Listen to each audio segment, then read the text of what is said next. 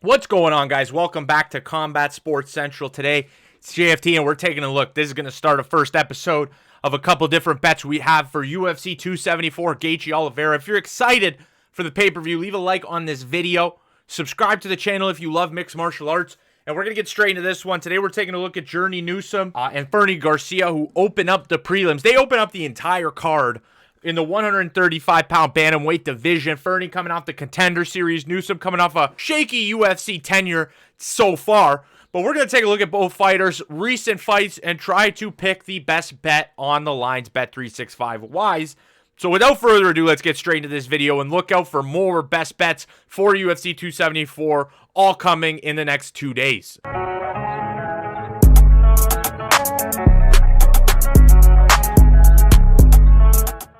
Let's start with a look at the Ricardo Ramos fight. This one's a little bit unfair to Journey, to be fair. He came in on short notice to fight a guy that was red hot in the UFC. He had lost to Said Nurmagomedov in his last fight, but lengthy for the division. He had a significant 5-inch reach advantage, 4 inches in height, and Newsome was coming in short notice. What I want to say about this fight is it did display Newsome has some very good movement, even coming in short notice. His movement was great, evading the longer striker's punches. But when it comes to his arsenal, he likes to throw overhands, big overhand shots. We'll see he's KO'd guys with it before. He does pack power, and I think his power is going to be a little underestimated in this fight. But nonetheless, he does have good power for the division. He's got crisp boxing, and in this fight, he actually implemented a pretty good game plan of attacking Ricardo Ramos' legs. The only issue with this fight is that Ramos landed the more significant shots. I think that if you go to the stat sheet, Journey Newson landed 38, Ricardo Ramos strike 40. All three judges gave this fight 30-27 because the significant strikes for Ramos were mainly put to the head, 23 to the head, whereas Newsome, which is smart for the shorter fighter, was landing a lot of his damage to the leg. The big thing here for Newsome was the grappling exchanges. When Ramos got him down,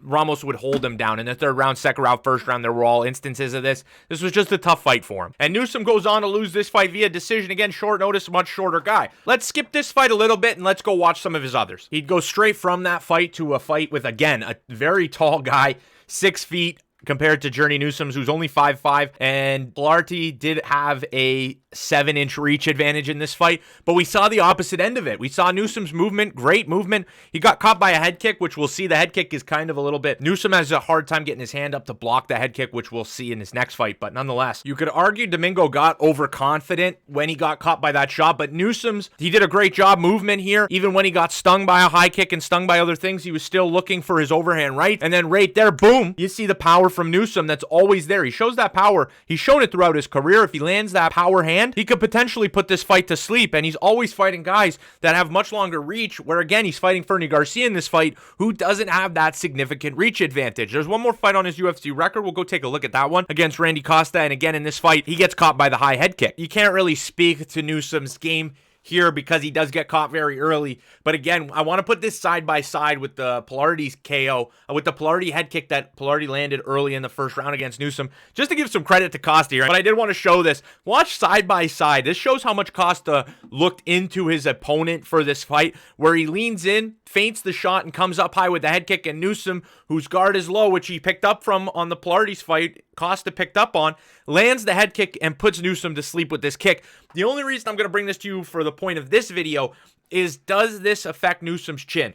Newson has now been off for how long since that last fight? That was his last fight. For 2 years since that fight. How much of that knockout is going to impact him in this fight is going to be very interesting to see. It's a variable that I can't really speak to. I didn't watch Newsome train. I can only speak to the skills I've seen on video. So keep that in mind when making a bet on either the Newsome side or the Fernie Garcia side. So that'll wrap up what I'm looking at for Journey Newsome. Let's jump over to the Fernie Garcia side, and then we'll wrap it up in a summary of the video. So on Fernie's side, we're going to start on his Contender Series fight, which is his most recent fight, to take a look at his skills. On the Fernie Garcia fight, we've actually seen in his recent fights his ability to use the grappling and striking aspects of his game to win fights. We look at the Contender Series fight. He did exactly what he needed to do on the Contender Series. He showed his power, landing an overhand right against Weems.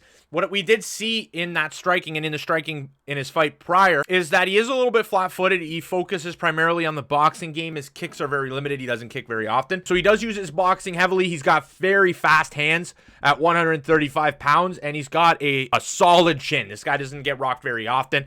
So those are two aspects about his game. But again, flat-footed, doesn't use much movement, relies on the hand speed more than his movement.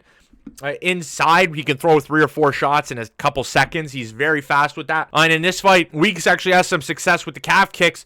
Calf kicks are shown to be Fernie. Fernie struggles with receiving calf kicks. And in the Ricardo Ramos fight, Journey Newson actually showed that his leg kicks are there. His leg kicks are live. He does land leg kicks if he needs to. But back to Fernie. Fernie in this fight lands a big overhand right. And even with Weeks blocking, it gets through and puts Weeks out. Garcia to land some devastating ground and pound and win this fight. This was impressive from Garcia, and it's what launched him to get a contract on the Contender Series. Looking at his fight in the LFA, that's his only UFC televised event. If we go to the LFA, however, we get 2 decisions back-to-back, both saying a couple different things about him. Against Isaiah Batin-Gonzalez, we did get to see his grappling side of the game. The striking between these two guys was pretty even, with Gonzalez showing a wider range of skills with the head kicks, the leg kicks, the body kick, and fast hands. And Garcia just with very fast hands and a lot of power in his strikes. And the difference in this fight was the fact Fernie Garcia was landing takedowns. In the first round, he landed 3. He landed them throughout the fight, and that's what won him this fight.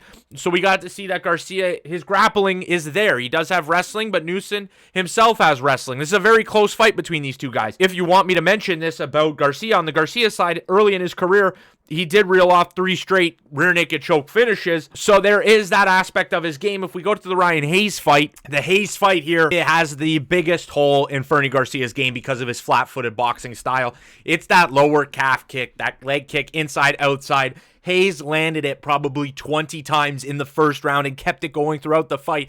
I don't know if it could get worse than that leg kick performance for Fernie Garcia. And Garcia still won, mad enough. He landed the more significant shots because the shots to the head made Hayes bleed. Even though the leg kicks were scoring, they weren't enough to offset what Fernie Garcia was doing with his hands. I am worried that Fernie Garcia is going to eat all these leg kicks, and it's going to start impacting him very, very badly. And even in this fight, he only won it by a split decision in the Fernie Garcia case. He only won by split decision.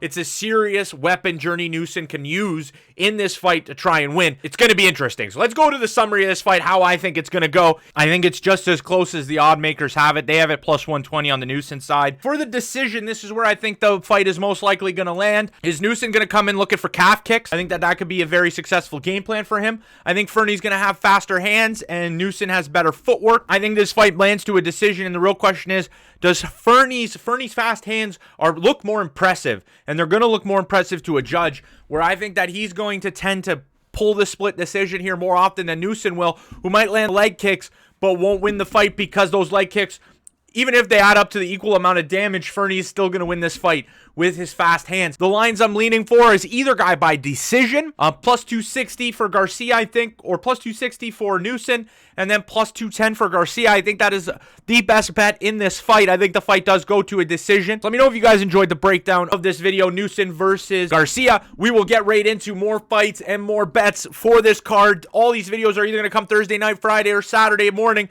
So make sure you guys like and subscribe to the channel. Let's get straight into the next video. I'll see you in it. Peace out.